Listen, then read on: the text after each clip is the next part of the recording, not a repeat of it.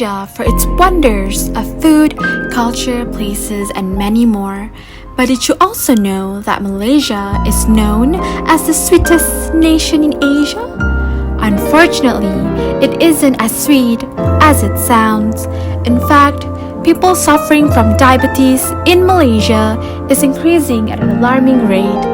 Due to the lack of knowledge about diabetes, false information still lingers among Malaysians, which can have a negative impact to the health of our nation. But worry less, because we are here to debunk the myth and tell you the real truth. Have you heard about diabetes will cause amputation of limb? For your information, diabetes foot ulcer is the leading cause of amputation each year. But not all diabetic patients will get diabetic foot ulcer. People with diabetes are 50% most likely to get amputation compared to healthy people. Uncontrolled prolonged high sugar intake will cause damage of the nerve and blood vessels and eventually leads to poor ulcer healing. And if this ulcer left untreated, amputation is required. Next, the second myth is it true that diabetes is a mild disease? No.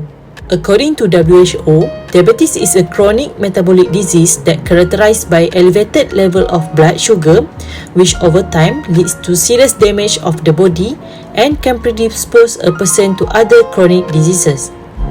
In patients with diabetes, the body doesn't make enough insulin or cannot use it as well as it should.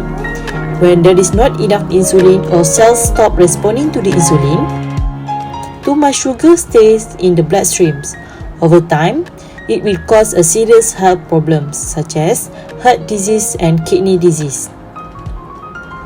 Diabetes causes more deaths per year than breast cancer and AIDS combined, and having diabetes nearly double the chances of having a heart attack. The complications of diabetes includes stroke, heart attack, diabetic foot, glaucoma, and others. The third myth, which is also one of the most common misconceptions that public have against diabetes, is that diabetes is caused by an overconsumption of sugar. When they hear diabetes, the word associated is usually sugar. Organized by Star Media Group, a webinar titled Beyond Sugar, Don't Sugarcoat Diabetes tackled common misconceptions surrounding diabetes. One of the panelists invited was consultant endocrinologist and Malaysian Endocrine and Metabolic Society project lead for the Beyond Sugar, Dr. Fu Siu Hui. According to Dr. Fu, diabetes is a complicated disease which isn't just about cutting out sugar. Unfortunately, the public has speculated that diabetes is caused by an excessive intake of diet high in sugar, and this is definitely not true. Consuming sugar alone does not cause diabetes, as the building block of sugar is glucose and it will be metabolized in the body to produce energy. In fact, glucose is the body's primary energy source. The brain even relies on glucose as its main source of energy to maintain a normal function. Glucose levels in the body are regulated by hormones such as insulin that lowers glucose and glucagon that raises it. In diabetes, there is an impairment in insulin, the hormone which is supposed to lower glucose. It could be that there is a malfunction in its secretion or function. So, what actually causes diabetes? Generally, genetic and environmental factors are involved in the development of a defective insulin secretion, insulin action, and most frequently both. In most cases, a combination of genes are involved which can lead to diabetes. Type 1 diabetes is strongly associated with genetic susceptibility involving the HLA genes. You may wonder what is HLA genes and what it has to do with diabetes. Firstly, it stands for human leukocyte antigen. HLA genes are genes that are responsible in enhancing the body's immune system to ensure that your body is healthy and is functioning optimally. On the downside, it may cause a negative effect on the immune system which predisposes to diabetes. Most people who develop type 2 diabetes first have insulin resistance, which is when the body uses insulin less efficiently than normal, but eventually the process forming insulin gets exhausted. In most cases, patients tend to develop type 2 when their sugar level is uncontrolled for a long period of time. This can be due to them defaulting insulin treatments, consuming an unhealthy diet, or maybe even through genetic inheritance of diabetes. As a recap, the cause of diabetes can be divided into two, type 1 and type 2. Type 2 is much more common compared to type 1. These are some additional informations regarding the different types of diabetes. The fourth myth is that all diabetic patients need insulin. It is not completely wrong because people with type 1 diabetes do need insulin to compensate for their inadequate insulin production. In fact, the Centers of Disease Control and Prevention has further confirmed this. However, it is not compulsory for patients with type 2 diabetes to receive insulin.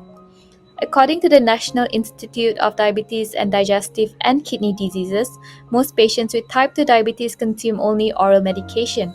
It accounts for more than half of the patients. Some of them are able to control their sugar level via lifestyle changes, which is by exercising more and consuming a healthy diet. Nonetheless, there's still a group of them who do consume insulin with or without oral medication. Myth number 5. Diabetes is contagious. So, what do you think?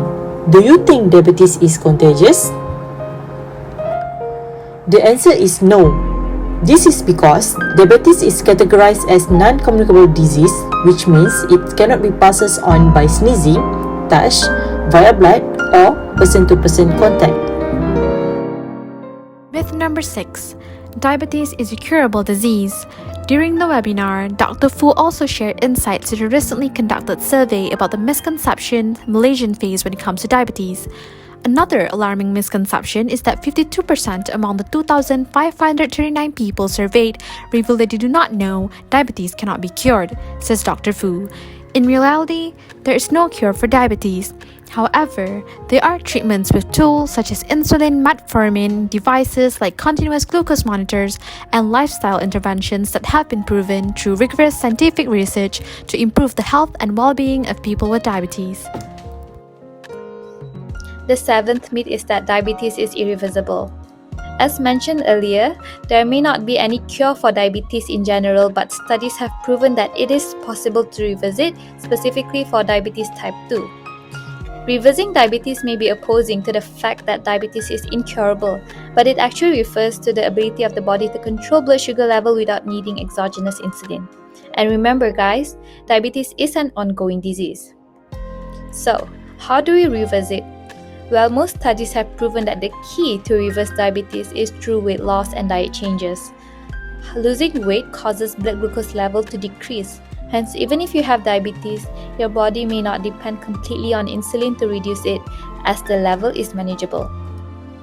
In fact, the primary preventive step to acquire diabetes in the first place is through weight loss. Myth number 8. People with diabetes should eat special diabetic foods, but there's no such thing as diabetic diet. A healthy meal plan for people with diabetes is generally the same as healthy eating for anyone, which consists of balanced nutrition in the right amount of calorie requirement. The aim of a meal plan for diabetic patients is to help them attain quality of life. Myth number 9. Diabetic patients cannot exercise and do sport. The truth is, having diabetes should not prevent a person from engaging in sports and physical activity. There are many athletes that have diabetes and play their sports with no restriction. In fact, diabetic patients are encouraged to exercise and do sports, as exercising is a crucial component of diabetes management. It keeps you active and healthy throughout the day.